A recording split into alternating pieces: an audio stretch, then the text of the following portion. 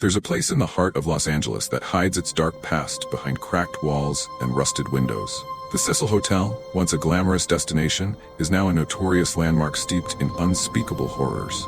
But in 2013, it became infamous for a new mystery, one that would haunt the city for years to come.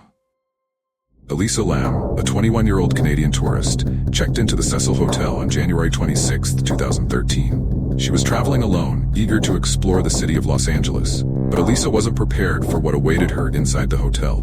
The Cecil had a long, haunted history. Its walls soaked in stories of death, violence, and misery. It had once housed serial killers, and its halls whispered the darkest secrets of those who had stayed there. On February 1, 2013, Elisa Lam was last seen on hotel surveillance footage. In a grainy, eerie clip, she's caught inside a small elevator.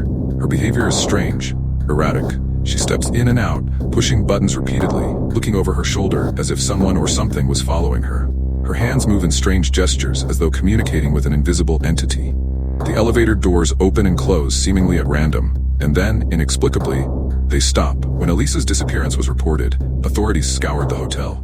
Her belongings were left behind, but there was no sign of her anywhere.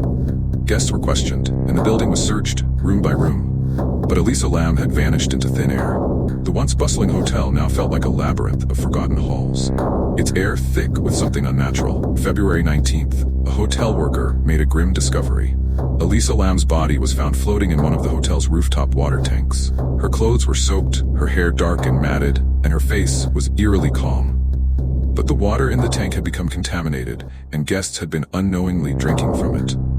The mystery of Elisa Lam's death seemed to only deepen with each passing moment. The official cause of death was listed as accidental drowning, but no one could explain how Elisa had ended up on the roof, or why she had behaved so erratically in the elevator. Was it a psychotic episode? A desperate attempt to escape an unseen threat?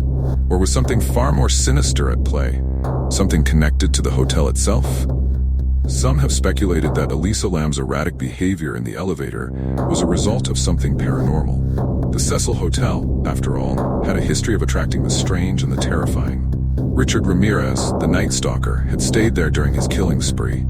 The hotel had witnessed suicides, murders, and unsolved disappearances.